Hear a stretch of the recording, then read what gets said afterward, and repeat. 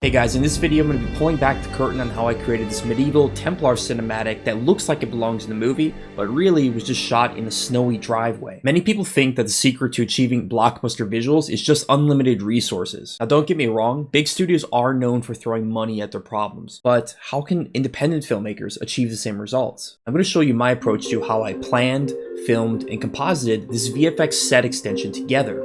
Watch to the end if you want to see the full sequence. So guys, I gotta clear something up. On one of the last videos on this channel, we used a barn and a green screen to kind of do something similar. We were doing more cost-effective filmmaking and visual effects. Somebody called me out in the comments and said, hey, all I need is a gigantic barn and that's how you did it.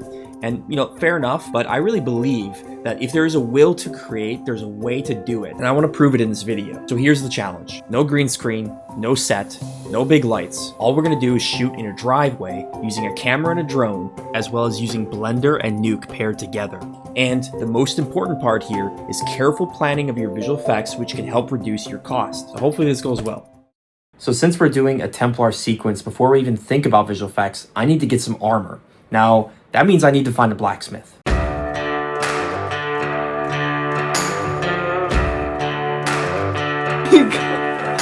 the box. Let's do it. Let's see what we got. This is legit. Oh shit. So if you notice, what's good about this, well, first of all, it's heavy. This is like a real metal. But it's also not a perfect mirror, so we're not going to have all the reflections of the environment that we're replacing. So this is totally going to work. So we've got the biggest piece, which is the helmet, but we need to go to the fabric store to get the cape. And this is not my specialty. My wife actually specializes in fashion design, so she's going to help me out here. Now, one thing we've learned about finding fabric is you can't cheap out on this part. If you try to cheap out on the fabric, you'll be able to tell that the thickness and the weight and the way that the fabric drapes is not high quality. In addition, higher quality fabrics reflect light differently, which is going to be apparent in the final filmed composite. So while she's going and starting on the costume, I'm going to start the CG build. First, I'm going to start my CG build with some simple props, basic models like columns and background architecture. With some kit bashing and layout, we can build the composition. Keep it simple but effective. I need to maintain cost constraints, which means simple textures, repeated objects, and controlled lighting. One key theme to remember here is we don't need infinite complexity to make a high budget looking shot. Even in movies like Dune, some of the most cinematic shots are created in scenes that are essentially concrete blocks or simple forms. The difference is the director as well as the VFX team and cinematographers know how to control level of detail as well as using camera angles and lighting to their advantage. So as I started building out this CG scene, I was keeping a very specific aesthetic in mind. But one scene that's always stuck in my head was a scene from Star Wars The Last Jedi, the scene with the white planet and the red dirt underneath. Another scene with a similar color palette was this scene from Star Trek, where the color palette was these red, white, and a little bit of yellow. So with these colors in mind, it went with red, white, black, and an accent of gold. Operating as an independent filmmaker here, I know one thing that's really going to help is Previs. If I plan my camera angles beforehand,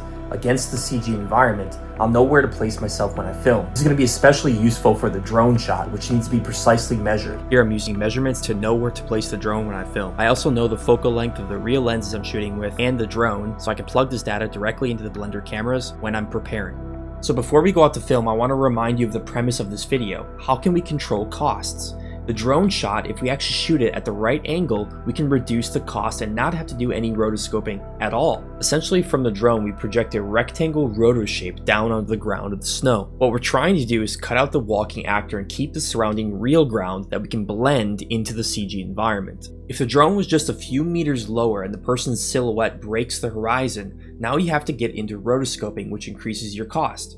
So this is where if you're directing your own visual effects shots, you can control costs and still get the same effect. The final touches on our CG, we need to add a bit of motion to the scene. So I'm going to use flags, snow particles, a bit of subtle animation on the background characters, and the rest will come from the real filmed plate of the actress. Without a green screen, we can still film the person to extract later. This avoids green reflections and a windy environment. I threw down a few tracking markers for the drone shot placed along the walking path.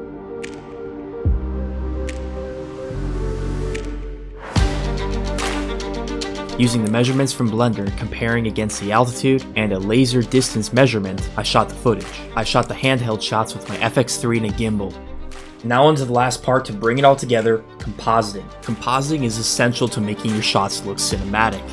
Here, there are hundreds of small color corrections to direct your eye and to do 3D color grades on your CG environment. You can also do things like simulate lens characteristics or boost highlights on the real footage to enhance the look.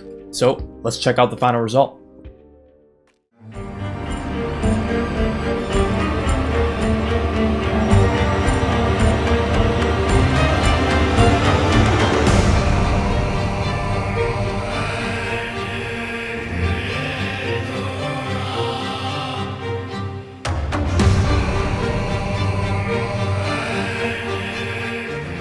If you're somebody who's trying to combine virtual with real, or you're trying to get into visual effects studios, we have the most extensive Nuke course available in the description below, so check it out if you're interested. This is based on my years of experience working in the film industry on films like Avengers, Star Wars, Spider-Verse, and more. Make sure to hit thumbs up, guys, on the video if you want to see more videos like this, and thanks for checking it out.